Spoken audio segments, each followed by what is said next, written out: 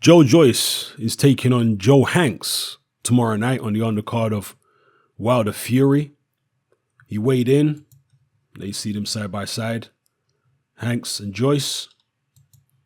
He weighed in at 262 and still looks in good shape, looks athletic. Hanks weighs 247. Now, the first time I saw Hanks fight, I think was against Andy Ruiz, and that was his first loss.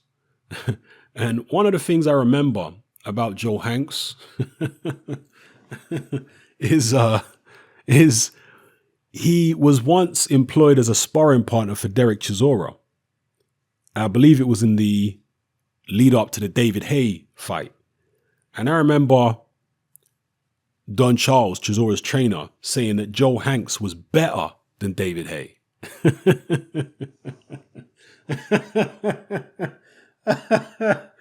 Oh, people. He said that Joe Hanks was better than David Haye. And he said it with a very serious face. You know the way Don Charles says, I'm very serious. I'm not somebody who says things that I don't mean. I'm very serious. He's better than David Haye. Look, when I looked at Joe Hanks, I think the first time I might have heard about him was when Don Charles mentioned him. And I went and looked him up, and it was difficult to find footage on him, but I saw some footage of him in the gym hitting the bag. And the way he was flicking his dreadlocks back while he hit the bag, to me, he looked like a male model or something. You know, the way he was hit, he just didn't look like he had the eye of the tiger as a fighter. He just looked like some male model part-time boxer. That was the impression I had of him. Interesting here, he's promoted by Marshall Kaufman or Kaufman, however you pronounce that surname there. I believe it's a Jewish surname. And I think that's Travis Kaufman's dad, isn't it? Marshall Kaufman. I never knew he was a promoter. I know he's got a gym, didn't realize he promoted. But yeah, he's apparently Joe Hanks's promoter. Hanks, as I say, I saw him against Andy Ruiz, and he got, Andy Ruiz turned Joe Hanks upside down and used his dreadlocks as a mop. That's literally what happened in that fight. Oh my gosh. And that's where he did lose that's where he lost his unbeaten record. I remember that fight. He was distraught after that because he really felt like he was going places. But Andy Ruiz literally mopped the floor with him. And he certainly did not turn out to be better than David Haye or anywhere near as good. And since then, he appears to have lost interest in the game. The Andy Ruiz loss really hit him for 6. That was in Macau, in China. I guess Macau is it Macau a city in China? Or I'm not sure exactly what it is. I know it's like the Las Vegas of China. But yeah, since then, he fought Derek Rossi and lost. And that's a real tough loss because Derek Rossi is a journeyman. Came back and had one fight. Well, he had a big layoff after Derek Rossi. One fight in 2017, one fight in 2018 so far. I haven't seen either one of those fights, so I don't know where he's at right now. But weighing in at 247 for Joe Joyce, he certainly doesn't look in the kind of shape he was against Andy Ruiz. As I say, around the time when he fought Andy Ruiz, he looked like a male model. Like a male model. Now he looks like a 35-year-old. You know, his body's changed a bit.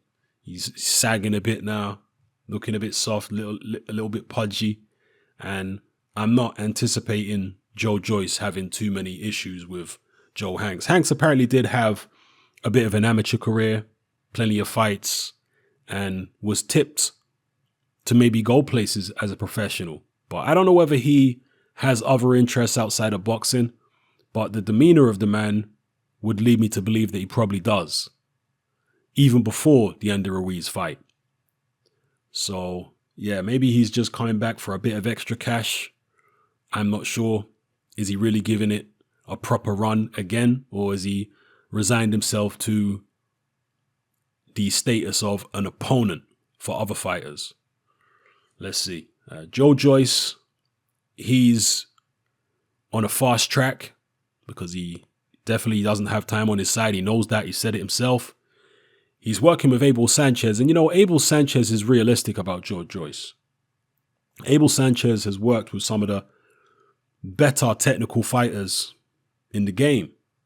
And whenever he talks about Joe Joyce, he never talks about him being technically good. He's very honest about what Joyce is, which is a very big, strong, physically fit heavyweight who throws a lot of punches and can punch hard. He said today in an interview that I watched that he isn't like the other fighters I've mentioned. And I think he talked about Holyfield and Lennox Lewis and all these guys. He said he's not like those guys. He's not like a Muhammad Ali. He's more like a George Foreman. And that's a comparison I've made in terms of Joe Joyce's movement. I'm not saying he's as good as Foreman or pound for pound hits as hard. That's not what I'm saying. But in terms of the way he moves around, he's very clunky, very awkward looking, just like George Foreman. You watch a young George Foreman moving around the ring, he's clunky as hell. He looks so awkward the way young George Foreman would move. And Joyce does remind me of that, with that awkward movement and the clunkiness and the heavy-handedness as well. Because when Joyce throws shots, a lot of the shots look pretty innocuous, but when they land, they have a very telling effect. And it was a similar case with George Foreman. Sometimes George Foreman would throw some wild swinging haymakers, in fact, quite often. But other times, particularly when George Foreman came back in his late 30s, he would throw innocuous looking punches that would have a devastating effect. And that really is the epitome of heavy-handedness. So Joe Joyce appears to have a bit of that, and he'll be looking to put on a good display against Joe Hanks. So yeah, let me know what you think in the comment section below about Joe Joyce versus Joe Hanks.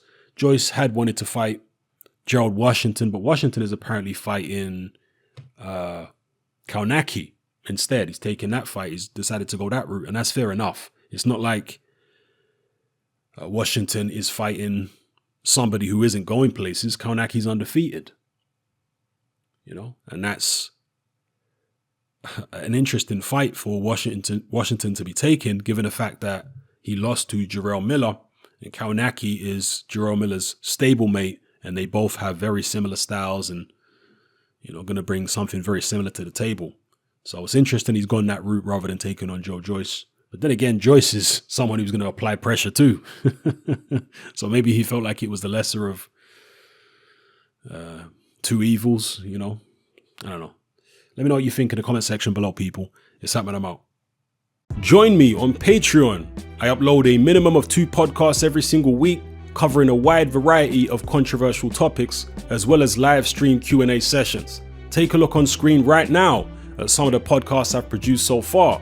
For just $3 a month, the equivalent of about £2 a month, you get access to all my new podcasts and my entire back catalogue of past podcasts, including my popular Confessions of a Nightclub Bouncer series. You can listen on your computer or on your smartphone or tablet by downloading the Patreon app from the Google Play Store or the App Store for free. The Patreon app also allows you to download each podcast in MP3. For less than the price of a cup of coffee, you get access to dozens of hours of exclusive content. It's easy to sign up, there's no contract, and you can cancel at any time. So come and join our community of free and critical thinkers by signing up with me here on Patreon today.